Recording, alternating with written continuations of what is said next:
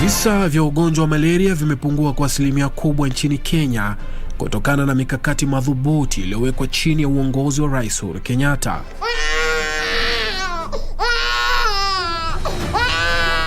Wiki hii kwenye Project 254, if we do not address malaria and take decisive actions to eliminate it, we will continue to see more deaths from this easily preventable disease. Kwa ajili ya kutumia ile neti, wengine kama mimi nitumia vizuri na naona ile mambo ya magonjwa kwangu nyumbani sio sana. Wakati mwingi huko nyuma nilikuwa naugua malaria kwa sana, na nilikuwa natibiwa, bado inarejelea tu.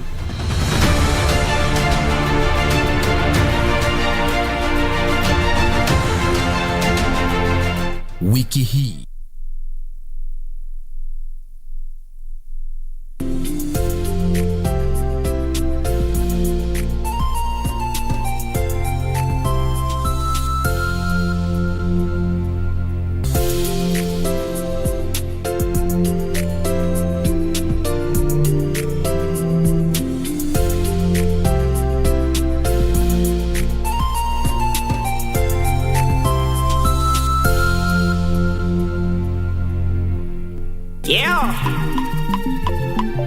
Take a musical trip around Africa right here on KBC Channel 1.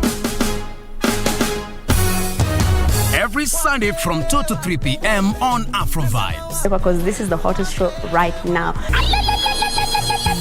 We give you a musical cocktail from North Africa, Central Africa, West, South and East of Africa. We are live and we are loud. Where about it today? I want to show them my attitude today.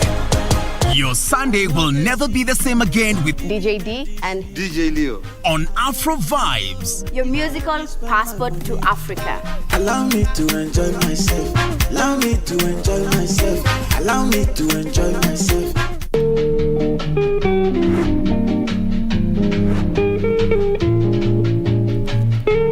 Acha nirudi. Ndachukua wokovu, niweke wokovu yangu chini na utajua ujui. Wewe ni mwisi. Nini mzee? Mimi ni kijana. Ngoja uulize maswali. Sasa wewe ukijiita kijana sisi tutajiita nini? Mimi ni pipi ongeki. Si ndio hiyo sasa ananifananisha na mwanamke na mimi si mwanamke. Tatani yatindwe. Ketuta. Sema ukweli hii koti kuachilie. Enga mama. Ngoja, sikiza. Usi mzee, usi mama ni mheshimiwa. Enga mwambie asichukue sheria kwa mikono zake. Ala. Asichukue sheria kwa mikono zake.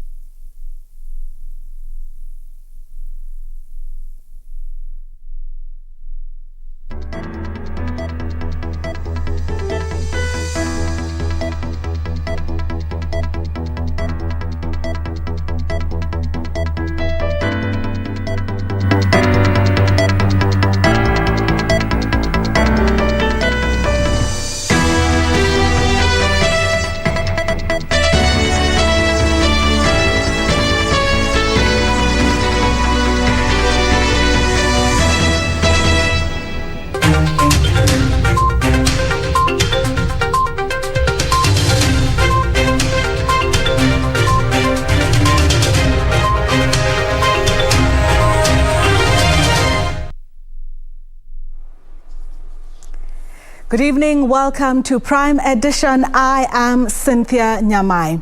Now, tonight we give you the details of how the government is planning to evacuate Kenyans who are trapped in Kabul. And also in business, Tax 101 is becoming your favorite. We'll tell you more about digital tax. But for now, let's have the highlights.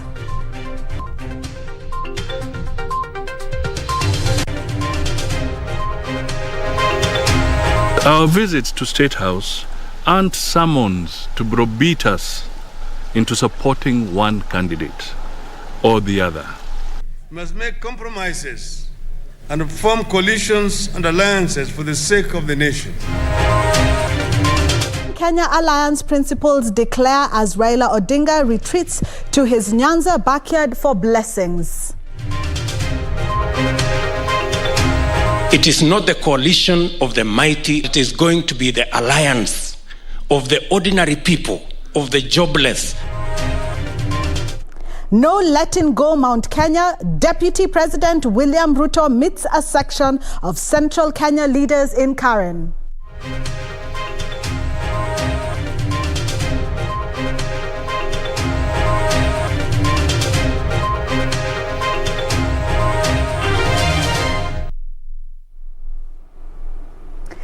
Deputy President Dr. Ruto says Kenyans are no longer interested in politics that do not add value to their lives. The Deputy President says his vision is to build an equal opportunity society through an economic revolution that incorporates all members of the society.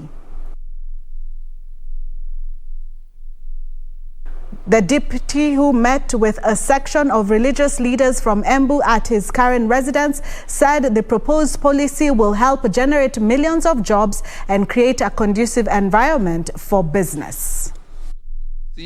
Mwaka ujao tukikupeleka pale, ukumbuke hii familia ya wachungaji, usikae kando na wao, na kwa sababu tunaona vile unaendanisha na sisi, tunaamini hata hiyo wakati utakuwa pamoja na sisi.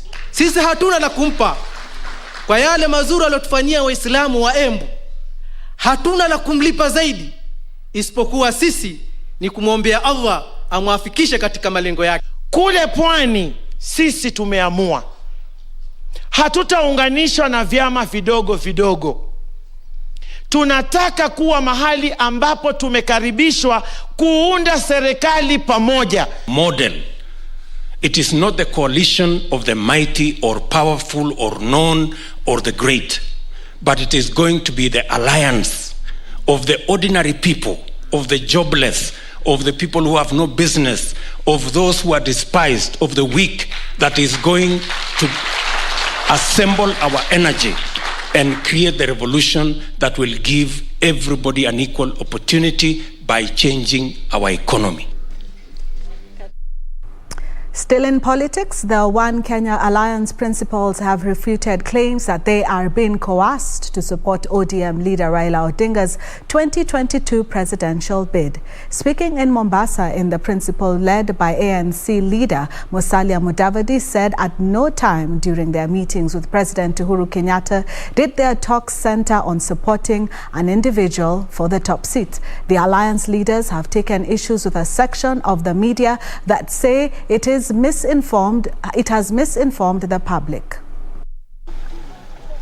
The three categorically stated that their visit to State House were cordial consultative meetings to deliberate on national matters and not summons to coerce them into supporting one candidate. The One Kenya Alliance leaders claimed the reporting had insinuated that they were being compelled to make a choice out of their wish. Kenyans deserve correct, factual, verifiable, attributable and balanced reporting of events and not fiction about manufactured events that didn't take place. According to Musalia, the meeting was centered on new COVID-19 surge and containment measures and not about presidential candidates. No one asked or even suggested that we support anyone for anything. We call upon news media and especially the print media to remain focused on reporting facts as they are and not what their wishes are. Indeed, it is a cardinal international media ethical rule that media houses can choose to support a candidate of their choice in elections.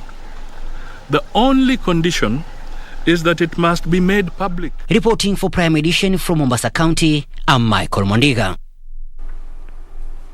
Now to COVID news, where 1,263 people have tested positive for COVID-19 from a sample size of 8,680 tested in the last 24 hours. The positivity rate is now 14.6%, according to the Ministry of Health. From the latest cases, 1,234 are Kenyans, while 29 are foreigners. Total confirmed positive cases have increased to 225,663, while cumulative tests so far conducted are slightly over 2.2 million. The death toll has risen to 4,404 after 26 deaths were recorded, all being late reports of facility record audits in the month of August. Globally, 209.4 million people have so far tested positive for the coronavirus, while 4.39 million have lost the fight since the pandemic broke out. Now moving on, the Kenyan government says it is working to evacuate 3 Kenyans who are still holed up in Kabul, while at least 55 other people have been evacuated. One is already in Nairobi, while other 2 are expected to arrive later Thursday. 52 Kenyans have been evacuated from the Asian nation to 2 foreign countries, according to a statement from the Foreign Affairs Cabinet Secretary Rachel Omamo. The Ministry of Foreign Affairs, while acknowledging Kenya has no diplomatic presence in Afghanistan, said it is closely monitoring unfolding events after the takeover of the capital city Kabul by the Taliban. In a statement, Foreign Affairs Cabinet Secretary Rachel Omamo said they have reached out to allies to get information on Kenyans stranded and the prospects of evacuation. So far, the government has established that 40 Kenyans were evacuated to Kazakhstan and 12 to Birmingham on Wednesday. 1 Kenyan arrived home on Wednesday, while 2 others are expected in Nairobi late Thursday. At least 12 people have died at the Kabul airport since Sunday. Evacuation flights are taking off around the clock, with the US and other nations flying out their citizens and at-risk Afghans. US President Joe Biden says US troops may stay in Afghanistan beyond his planned August 31st withdrawal date to help evacuate Americans. About 4,500 US troops are in temporary control of Karzai International Airport in the nation's capital, but Taliban fighters and checkpoints ring the perimeter. Residents of Kayole in Nairobi Thursday morning engaged police in running battles as they protested the alleged killing of a rider by the police for flouting curfew rules. The deceased, identified as John Kiru, is said to have died Wednesday night after he was allegedly beaten by police on patrol for violating the dawn to dusk curfew. The irate residents who engaged police in cat and mouse games claimed the victim, whose body was still lying at Tushaurian Estate by midday Thursday, was heading home when police attacked him. The rider of the motorbike that he was aboard, however, managed to escape. Na hata hakuwa na dudhi, alikuwa bebebwa na ingine. Wamepiga malugu paka akaaguka chini, alafu wakati ameaguka asubuhi tunapata ameuawa. Kichwa yake imefula kabisa malugu. According to sources, the deceased managed to call his wife Esther Wanjiru, informing her that he had been beaten up by police officers, only for his body to be found at the scene of the attack in the morning. Shida iko hapa hivi. Hatuwezi uliwa na corona na tuuliwe na mapolisi wenye wanafaa tulinde. Kazi kifika wanatupatia gas kwa hao, na kwa hao kuna watoi ndani. Wanatupatia gas kwa balcony. Nairobi Police Commander Augustine Tumbi told journalists that the police will investigate the incident and take necessary action. The latest incident, pointing at alleged police brutality, comes in the wake of the arrest of 6 police officers in Embu over the death of 2 brothers at the hands of police. Mohammed Adan, Prime Edition. Now, the Constitutional Amendment Bill 2020 seeks to amend the Constitution to create a new governance structure, creating, among others, the office of the Prime Minister, 2 Deputy Prime Ministers, and the Leader of Official Opposition. The bill further proposes that the loser in the State House contest be directly nominated to Parliament and takes over as Leader of Official Opposition for inclusivity and cure of the winner-take-all politics blamed for division in the country. Our reporter Ben Chumba points out key highlights of the Constitutional Amendment Bill 2020 and the major changes the bill seeks to achieve. The Constitution Amendment Bill 2020 recommends that the executive be comprised of the President, a Deputy President, Prime Minister and his 2 deputies, as well as cabinet ministers for different dockets. The President will appoint the cabinet in consultation with the Prime Minister.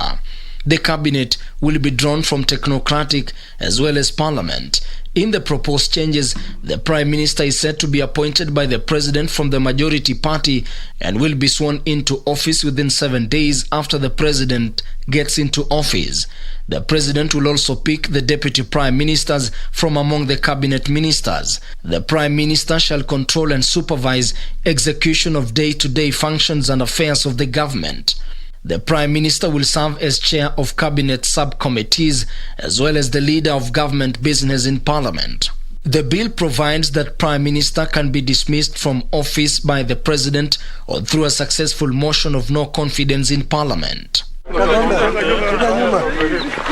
And in response to the winner-takes-it-all mantra that was cited as one of the key causes of bitterly contested elections, the bill proposes to amend Article 107A to reintroduce the office of Leader of Opposition. The first runners-up in a presidential election will automatically assume the position of the opposition leader in the government. The Leader of the Opposition will be tasked with keeping the government in check. This, according to BBI proponents, will promote greater inclusivity instead of locking out losers for 5 years for any position, yet they too command some following. Clause 13 of the Constitution of Kenya Amendment Bill 2020 proposes to amend Article 97 of the Constitution to increase the number of National Assembly elected from constituencies from the current 290 members to 360 members. The import of adding 70 more constituencies is to solve underrepresentation in populous areas. In devolution, the bill recommends retention of the 47 counties and increased allocation to county governments from at least 15% of last audited accounts to between 35% and 50%, with resources matching the devolved functions. The bill further recommends that members of county assembly take charge of Ward Development Fund and play more prominent oversight role to ensure prudent management of devolved resources. The Constitutional Amendment Bill 2020 further seeks to establish the Office of the Judiciary Ombudsman. This independent officer will be nominated by the President and, when approved by Parliament, sit on the Judicial Service Commission and will be tasked with oversighting the courts. The bill had proposed the creation of Health Services Commission, an agency that was to be tasked with making recommendations to the government on the management of healthcare sector. The bill has also sought to compel governor to pick deputies of the opposite sex. The bill further proposes that each of the 47 counties should elect 2 senators, a man and a woman, meaning that the Senate will have 94 members, each county represented by a woman and a man elected by voters, among some of its key highlights. Well, still on BBI News, on May 17, 2021, the High Court in Nairobi overturned a 3-year quest to amend Kenya's constitution. In the ruling, a 5-judge noted bench judge that the head of state lacks authority to initiate constitutional amendment through popular initiative. The judges isolated 17 grey areas in the BBI initiative that needed interpretation. Well, Ben Troy Njue takes us through the journey that stopped the BBI reggae, albeit temporarily. A declaration is hereby made that the entire unconstitutional change process promoted by the Steering Committee on the Implementation of the Building Bridges to a United Kenya Task Force report is unconstitutional, null and void. A landmark ruling in a 785-paragraph judgment by 5 High Court judge bench of Justice Professor Joel Ngugi, George Odunga, Jairus Nga, Teresia Matheka, and Chacha Mwita. The judges said any proceedings to amend the constitution ought to be started by either the parliament or through a popular initiative. The power to amend the constitution through the popular initiative route under Article 257 of the constitution is reserved for the private citizen, for Wanjiko only. Neither the president nor any state organ is permitted under our constitution to initiate constitutional amendments using the popular initiative route. 17 issues in total were isolated for determination and included: what were the constitutional limits for the amendment of the constitution through a popular initiative, and who could initiate a popular constitutional amendment? And also, was the BBI in conformity with the constitution? Was the president in violation of the constitution by commencing the BBI process? In addition, was there adequate legal backing to initiate a popular initiative? And had the IEBC carried out national voter registration before the referendum, among other issues? The bench tore through the BBI initiative directly, questioning the president on the same, and I quote, "The president failed to respect, uphold, and safeguard the constitution, and to that extent, he has fallen short of the leadership and integrity threshold." End of quote. The petitioners in the case had sought to stop BBI, claiming that the country was steering into uncharted waters driven by a few political bigwigs instead of a wave of change by Kenyans. The petitioners, through lawyer Nelson Harvey, wanted to stop the process completely, targeting sections of the law that were at the core of the initiative. They declared that the 4 chapters of the 2010 Constitution that form the foundation of the country cannot be altered or changed through amendments.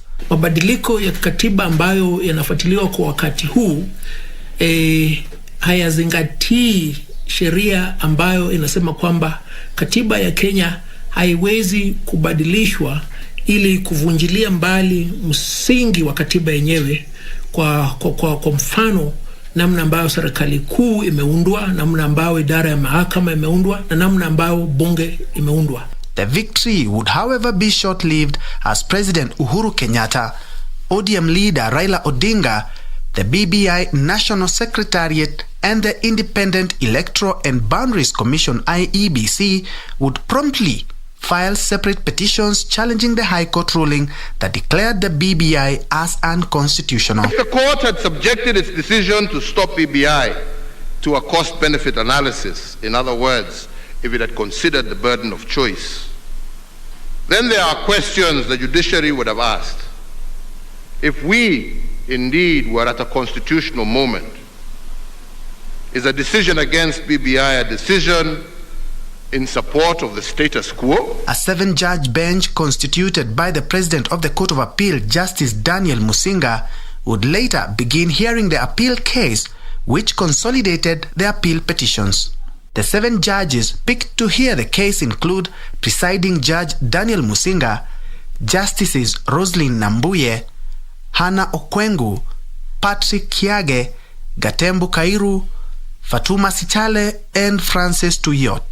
Instead, my lords, I'm inviting you respectfully, you uphold the judgment of the High Court and you improve on it. From the record and the bundles and the records of the IEBC, the promoters were Junet, Mohammed, and Waweru, and IEBC confirmed. Now the country eagerly awaits the Court of Appeal decision this Friday to determine whether the BBI reggae will go on or will they have to make a pit stop at the Supreme Court of Kenya. You can see the volumes of papers and documents that we must plow through. We will do that and will give our judgment on 20th August 2021. Well, Nyandarua County Government plans to construct milk processing companies in each constituency. We'll tell you what that means for the farmers in Nyandarua. That story and more coming up shortly.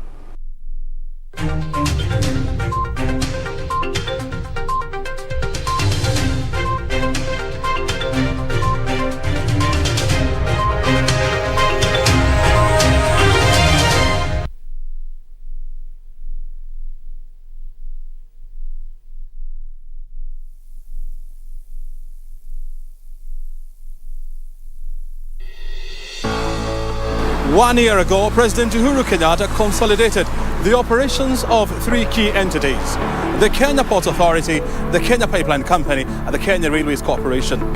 These three entities, they have a combined total asset of about 1.4 trillion Kenya shillings. 12 months down the line, has the sailing been smooth for KTLN? These things are not easy to melt together. These are institutions with histories. One, two, going back as more than 100 years. These are not institutions that will easily. So there is it is hard work. It's enjoyable work because you can see the end game. Getting there is not easy, but we will. This week on Inside Government, we track the performance of KTLN in trying to smoothen up the operations of these three entities. We talk to the chair of ICDC, John Gumi, on the progress of making Kenya a logistic and transport hub in the region.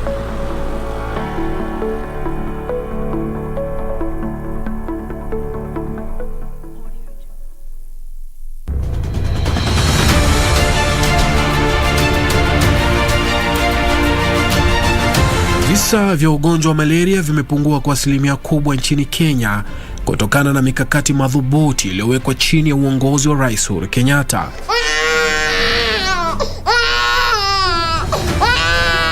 Wiki hii kwenye Project 254, if we do not address malaria and take decisive actions to eliminate it, we will continue to see more deaths from this easily preventable disease. Kwa ajili ya kutumia ile neti, wengine kama mimi naitumia vizuri na naona ile mambo ya magonjwa kwangu nyumbani sio sana. Wakati mwingi huko nyuma nilikuwa naugua malaria kwa sana, na nilikuwa natibiwa, bado inarejelea tu.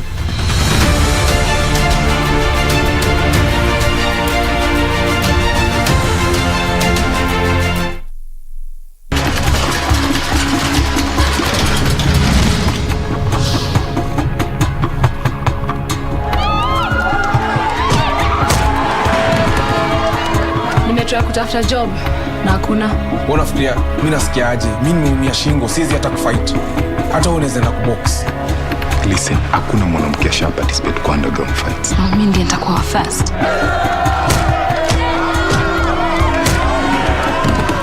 Meleta rent. Unafikiria naweza chukua hizi chapa?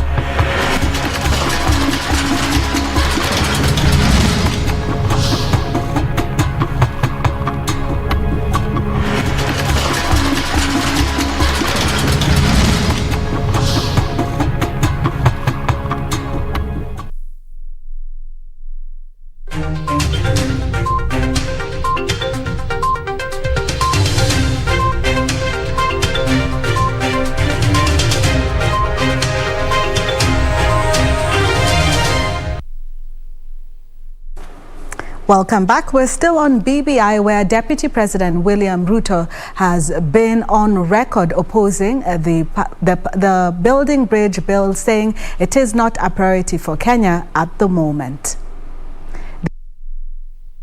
Leading a team that claims the bill is being pushed to reward certain political cronies at the expense of millions of poor Kenyans. The DP has got the support of some clerics who say the bill will burden the already struggling Kenyans at a time the nation is battling the coronavirus pandemic.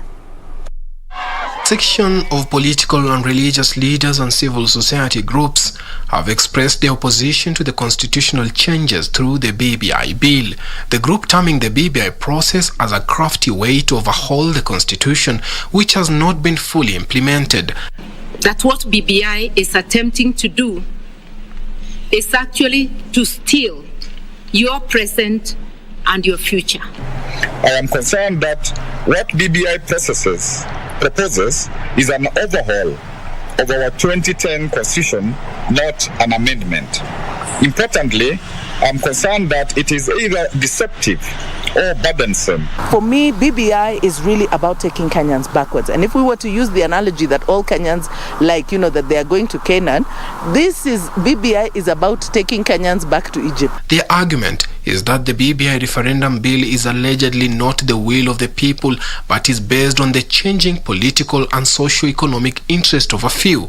Certain civil society groups terming the Building Bridges Initiative bill a state project and illegal, since the Constitution only provides for two processes of initiating its amendment, either through parliamentary initiative or the popular will. But the way they did it, they have gone the popular initiative way, which is reserved for the ordinary citizen. And of course, for a government to be able to use the instruments of power to go for a popular initiative is totally against the Constitution. So you cannot amend the Constitution outside of the pathways provided for them. So that is the illegality number one. The group took on the idea by the bill to create the office of the Prime Minister, claiming it was meant for some political losers.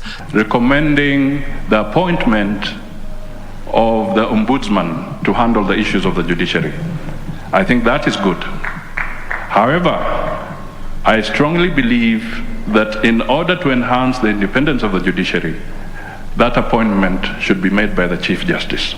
The Deputy President William Ruto voiced his opposition during the Bomas 2 launch of the document.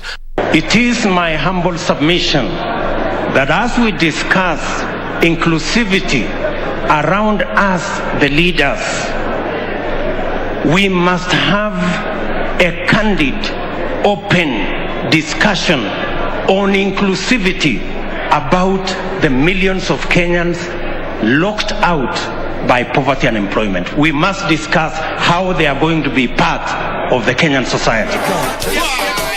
And so the promoters of the bill played reggae as the opponents looked at every way to stop the tune from playing. The coronavirus pandemic offering a reprieve to those against the bill as the countrywide rallies were stopped. If the reggae is what we are seeing, the ethnicity that is being preached in BBI rallies, and the ethnic profiling of communities, and the hate and the campaign one community against another, if that is the reggae they are talking about, my friends, reggae will stop. But even as those supporting the BBI bill managed to acquire the requisite threshold to push through the popular initiative, managing to get over 1 million signatures and 24 counties, on the other side, IEBC again seemed to be in a quagmire, seeking Parliament's guidance on whether the bill will be subjected to a referendum as a single document or Kenyans be compelled to a vote on every issue that the bill was proposing. And when the High Court finally put the brake on the bill, those opposed to it said heaven had answered their prayers.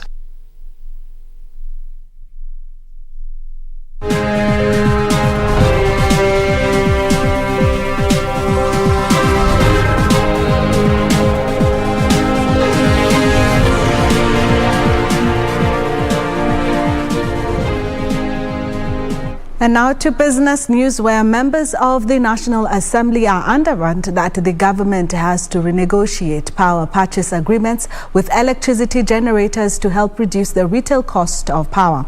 The National Assembly Committee on Energy want capacity charges abolished so that the Kenya Power only pays for electricity used by Kenyans. Under the current power purchase agreements, electricity generators are paid based on their capacity, whether the power generated is used or not. Legislators say this is to blame for the high cost of electricity, since even though Kenyans do not use some of the generated power, they still end up paying for it.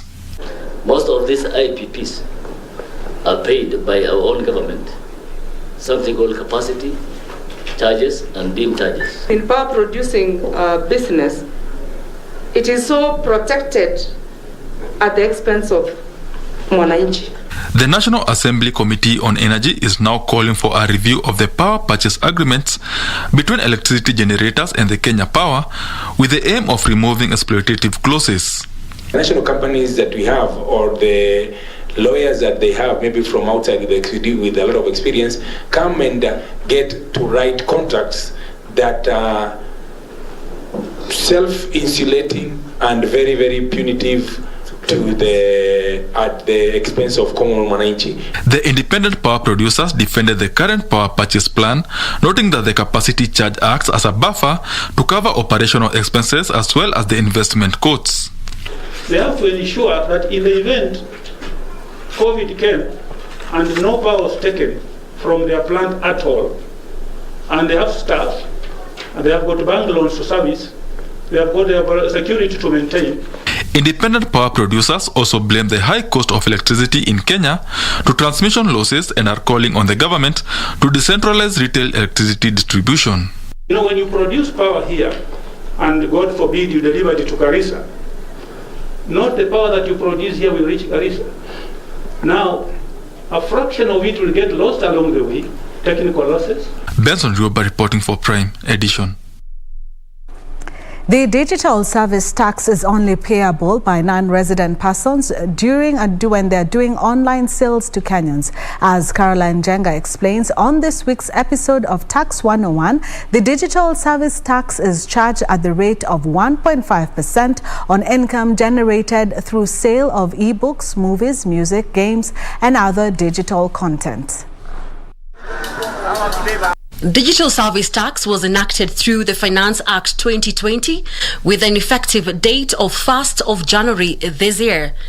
The digital tax service is charged at the rate of 1.5% on income derived or accrued in Kenya from a service offered through a digital marketplace. Previously, the digital service tax regime applied to both resident and non-resident who fell under the bracket of digital service providers.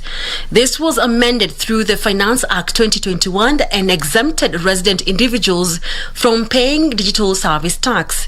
This means that only non-resident individuals and any resident who provided services are subject to digital service tax effective July this year. This offered relief to locals who are already subject to tax on the income that they derive from the digital platforms.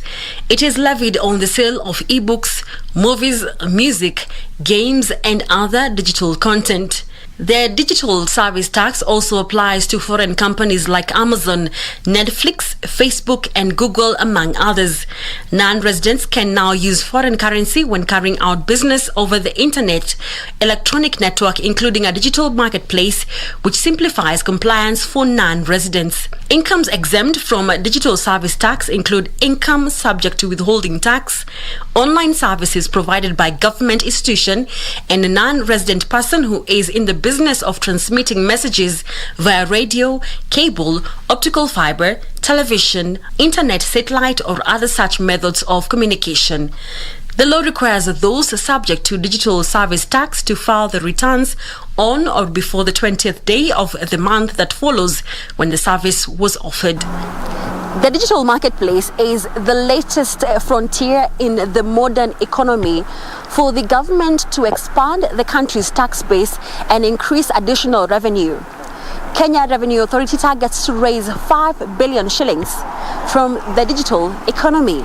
Caroline Jenga for Primetime Edition.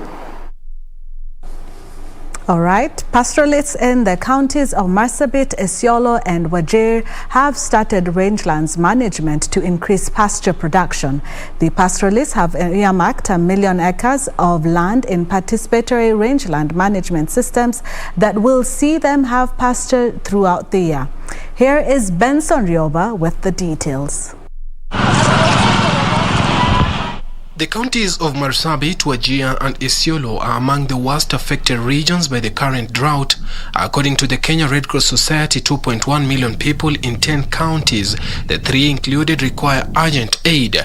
Despite the grim statistics, some pastoralists in the three counties have started participatory rangelands management, a system seeking to secure pasture all round the year. The communities were not really managing their rangelands. So when drought comes, you see a lot of loss in terms of livestock. The land is really degraded.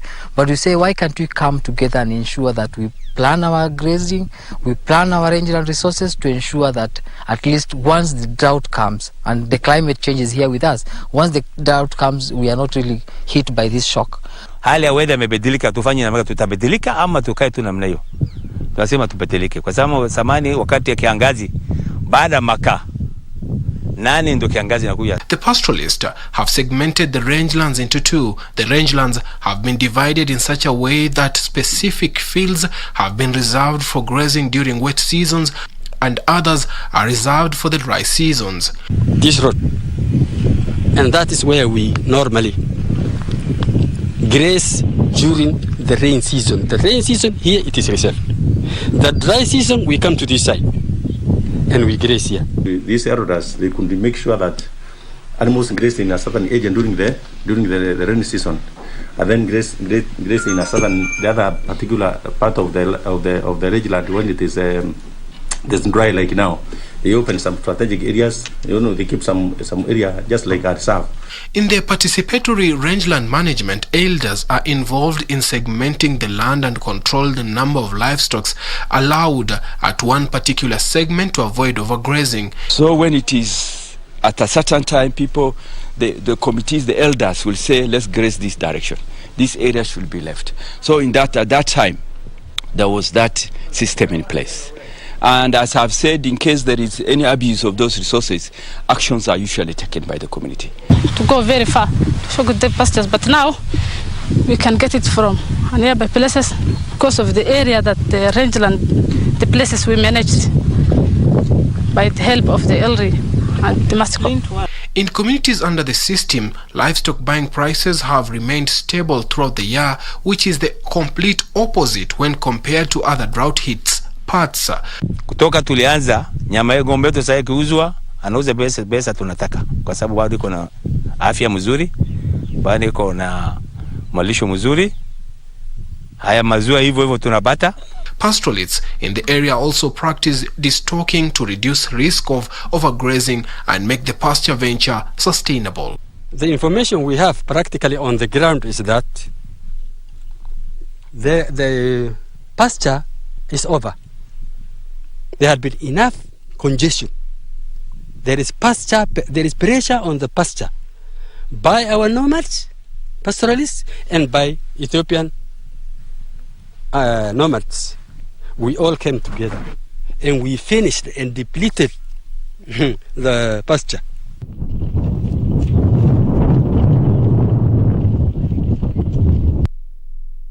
Now, the Kenya Association of Manufacturers has expressed its reservations about the National Assembly's rejection of two clauses in the proposed amendment of the Public Procurement and Assets Disposal Act 2015 to have all foreign contractors in Kenya to source at least 40% of their suppliers from local contractors. Kenya Association of Manufacturers CEO Phyllis Wakiga says the decision shows that legislators are not committed to supporting local manufacturers, local creators and innovators.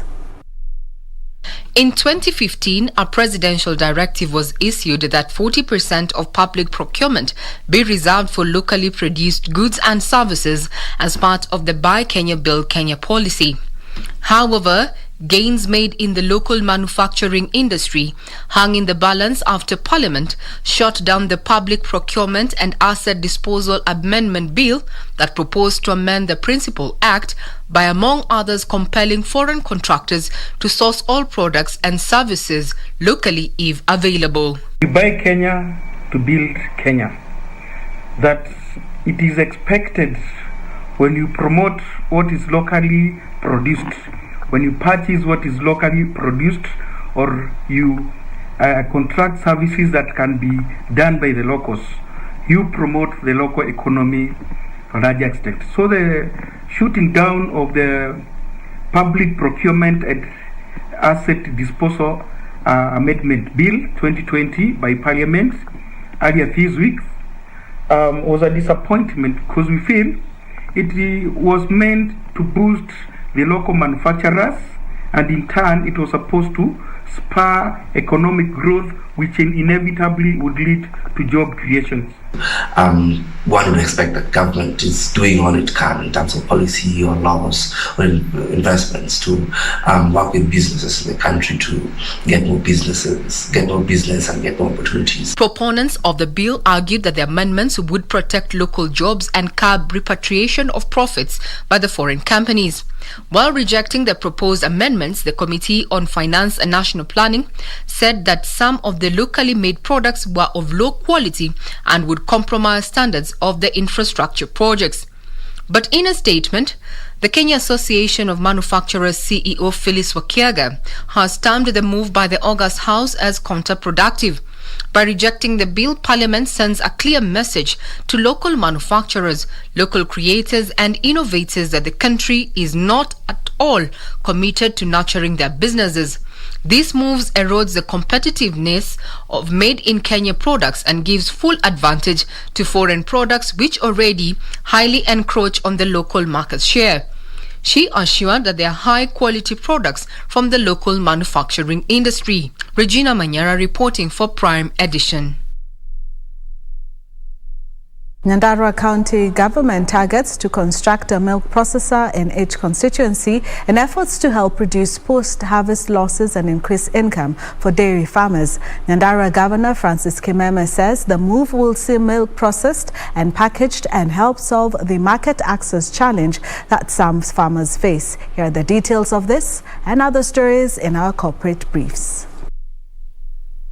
Nyandarua Governor Francis Kimemia says the devolved unit is the second largest milk producer in Kenya. However, most farmers in the area do not reap maximum benefits.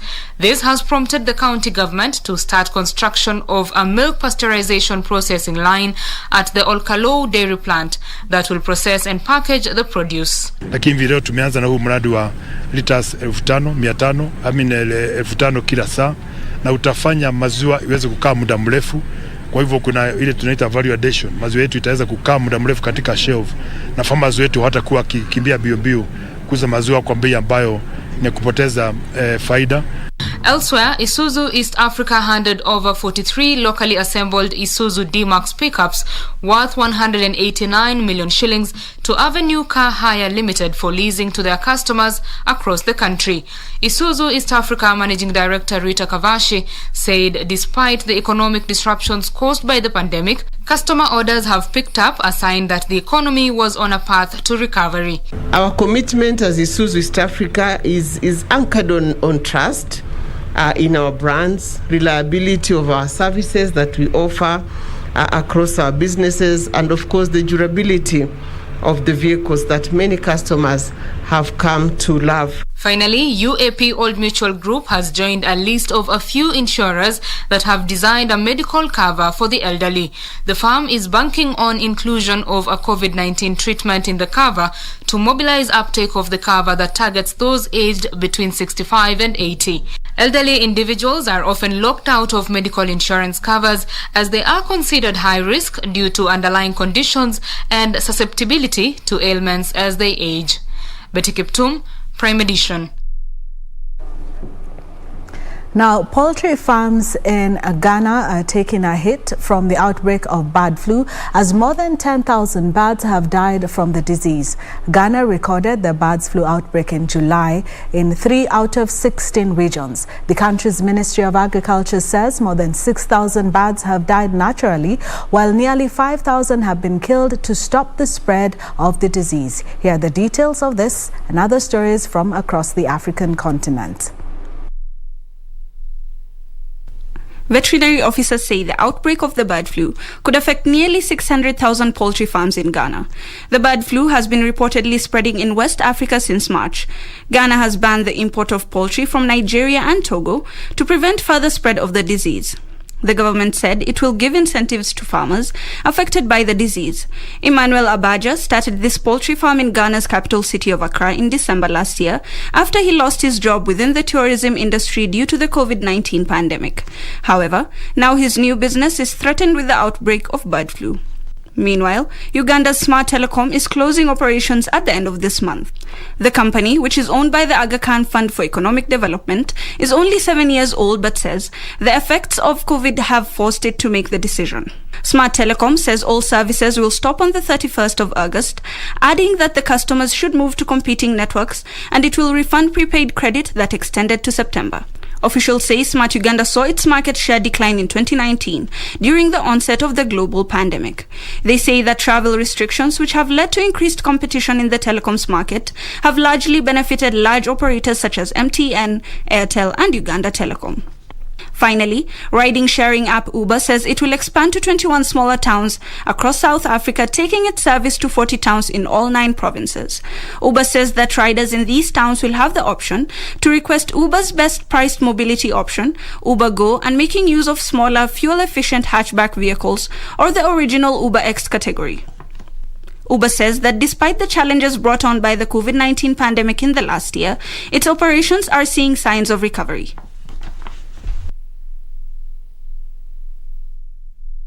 Now to international business stories, where the International Monetary Fund says Afghanistan will no longer access the lender's resources following the Taliban's takeover of the country last weekend. The IMF was to disburse $370 million to Afghanistan as part of its global response to the country's economic crisis. Here are the details of this and others from across the globe. Afghanistan's access to the IMF's reserves in special drawing rights assets, which can also be converted to government-backed money, has also been blocked. The decision comes after an official from the Biden administration said that any central bank assets the Afghan government has in the US will not be made available to the Taliban. An IMF spokesperson says the freeze comes after lack of clarity within the international community over recognizing a government in Afghanistan.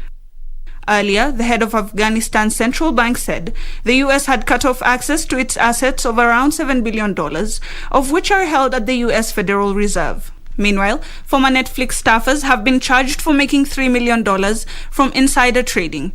The U.S. Securities and Exchange Commission says confidential Netflix subscriber growth data was used in the scheme.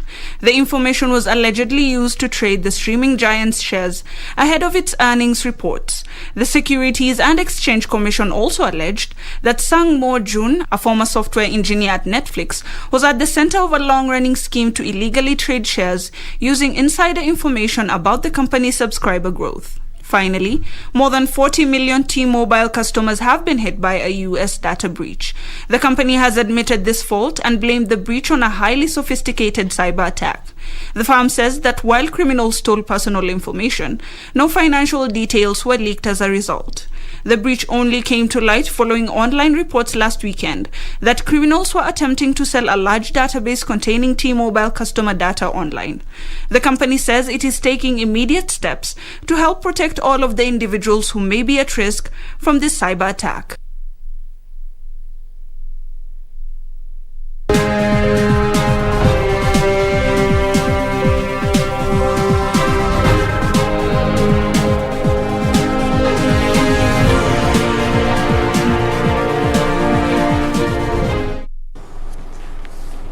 Well, that's it for business, but in politics, Orange Democratic Party Nyanza's chapter has thrown the weight behind the party leaders Raila Odinga's quest to forge a united political front for his 2022 presidential bid. In a meeting held in Homa Bay County, the delegates mandated Raila to pursue political alliances that will ensure peace prevails in the country before and during and after the 2022 polls. ODM leader Raila Odinga took his A United Nation initiative to Homa Bay County as he seeks to forge a united political force that will propel him to State House in 2022. He must continue on a path that reconciles, unites, calms, and stabilizes our country. He must embrace forgiveness and not vindictiveness. He must make compromises and form coalitions and alliances for the sake of the nation. At the ODM Delegates Forum, the former premier was given the mandate to pursue alliances with like-minded political leaders across the country for a peaceful general election.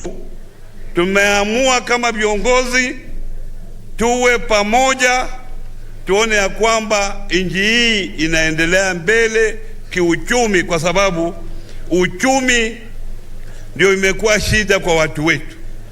We finally support the Azimio na Umoja unveiled by the Right Honorable Prime Minister Raila Amolo Odinga. Raila using the platform to outline what he says is a raft of structured measures that will see a paradigm shift in operation and production in various sectors across the country to spur economic growth hinged on a conducive political environment. The former Prime Minister is proposing structured tapping into the vast talents and skills amongst the youth as a way of creating jobs both locally and at the international level. It is possible for us to set up a regional body dedicated to identifying skilled youths, organizing regional competition, organizing training camps for them, and helping them access opportunities locally and abroad. The ODM chief called on the counties around the Lake region to heavily invest in the health sector as a way of safeguarding their health, especially those who border countries without sound healthcare system. As a region that borders other countries, we are particularly vulnerable to policies of our neighbors. We have seen that during this pandemic and with regard to security, our people receive foreigners whose status are unknown. Achola Simon, Prime Edition, Homa Bay County. Well, Kenya today bagged two gold medals. That story and more coming after the break.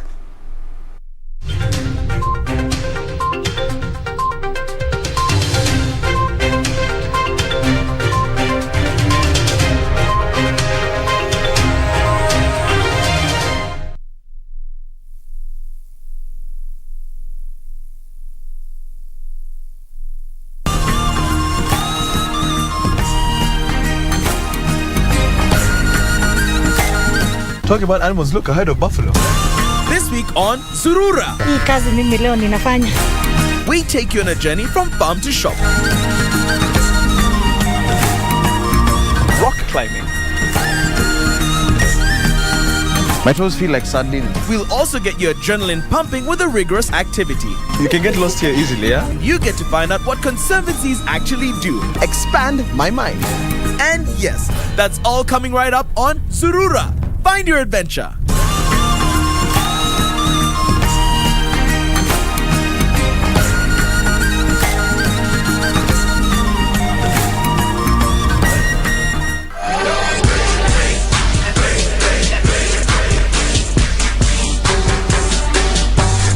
Global dealers in violence, and we've shown you and everybody else that we make the rules. So you have a challenge for us that we accept. And it's Callahan and LA Park for all the marbles. Oh, it's Stanford LA Park, who is your new #1 contender.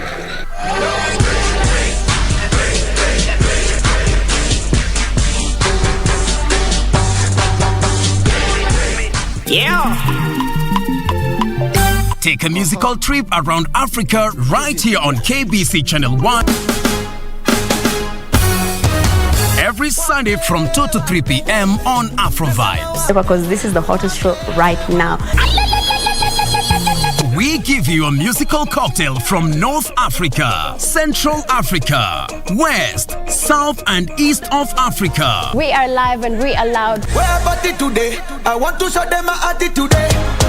Your Sunday will never be the same again with DJ D and DJ Leo on Afro Vibes. Your musical passport to Africa.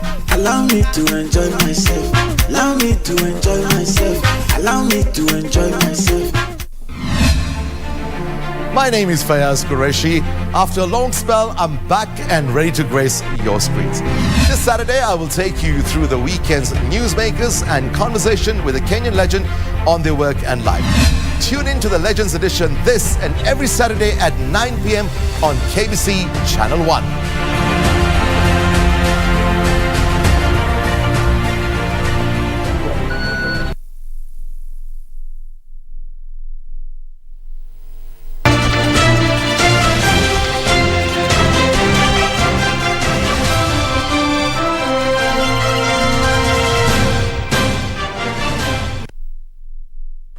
Welcome back. Let's get sporty. My name is Karen Kibet. Now it's all smiles as Kenya today bagged 2 gold medals in the ongoing World Under-20 Athletics Championships after Benson Kiplagat and Teresia Muthoni emerged victorious in the 5,000 meters and 3,000 meters race respectively at the Kasarani Stadium. Meanwhile, sensational junior athletes Noah Kibet and Emmanuel Korir showed a sparkling performance and qualified for the 800 meters semi-finals that will be held tomorrow.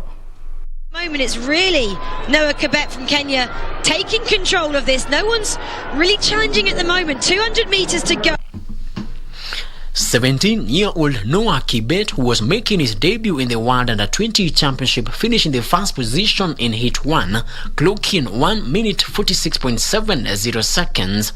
He was followed by Jakub Davidik of Czech Republic, who timed 1 minute 47.84 seconds. He's been at the European Youth Olympic Festivals and the Olympic Festival. He's had medals in both, but it is very much Kibet who is stretching this lead. 156.72. Another Kenyan, Emmanuel Wanyonyi, showed his athletic prowess, finishing first in Heat 2 after timing 1 minute 46.51 seconds in front of France Yanis Meziane, who clocked 1 minute 47.28. And the power on this athlete, the French athlete, finishing really faster, but the Kenyan is easing up on the line. Well, what a fantastic last lap there for Wanyoni. In 400 meters hurdles, Peter Kidhome advanced to the semi-finals after he finished second in his heat, timing 51.31 seconds. Aloysius Kipngetich also qualified after finishing third in 51.41 seconds. Despite a stiff competition being experienced amongst athletes from other nations, the Kenyan team has expressed optimism of clinching the gold medal before this championship culminates on Sunday. Reporting for Prime Edition from Mo International Sports Center, Kasarani, in Nairobi, my name is Frederick Mwoki.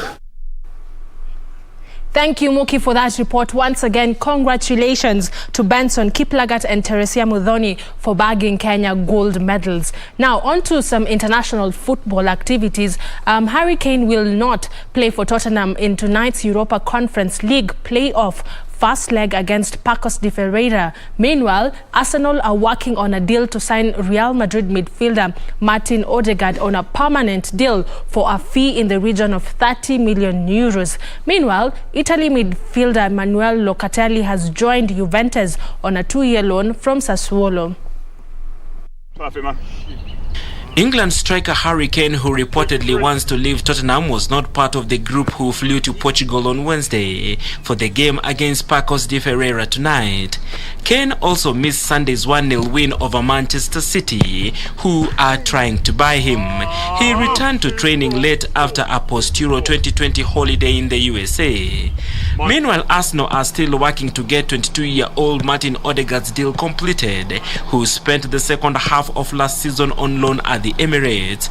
Odegaard, who joined Real Madrid in 2015, has only made 8 league appearances for the Spanish side and has also spent time on loan at Hirven, Vitesse and Real Sociedad before the spell with Arsenal. Elsewhere, Manuel Locatelli's deal will become a permanent transfer in June 2023 for a further 3 years with a fee of up to 37.5 million euros agreed with Juventus. Locatelli joined Sassuolo in 2018 and was part of the Italy squad that won Euro 2020 last month, scoring twice in 5 games and coming on as a late substitute in the final. The Tottenham versus Paco de Ferreira game is already 30 minutes in action, and it's currently at a stalemate, 0-0. So we definitely can't wait to see who will emerge victorious in that particular game. So I will see you tomorrow for more in the sporting world. My name is Karen Kibet for now. I do wish you a lovely night, but I do hand you back to Cynthia Nyamai for more. Well, I'm just going through some of your comments. Tony Murashia says, I am watching from Kisii.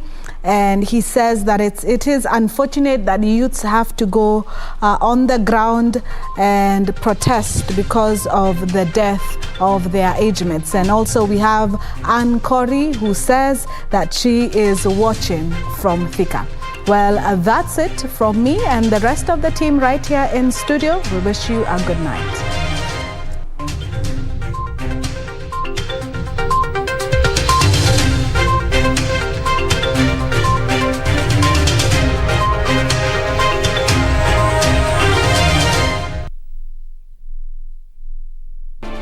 Do you have a share with KBC?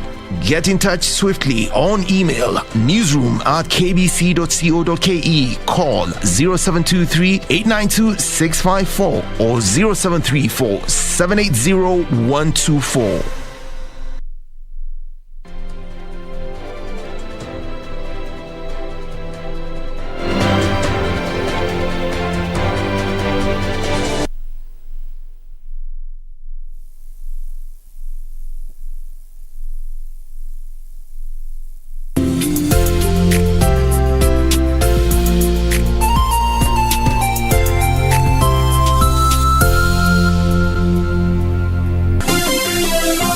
Vera Beauty College. Vera Beauty and Fashion College, with branches in Nairobi, Eldoret, Thika and Meru. Did you know that we are a TVET approved institution? We offer courses in fashion design, interior design in soft furnishing, event decoration, flower arrangement, event planning, hairdressing, barbering and dreadlocks, beauty therapy, makeup, nail technology, spa massages, teaching skills, TOT, solo business management, and many more. Register now and visit our website on www.verabeautycollege.com. You can also call on 0725 92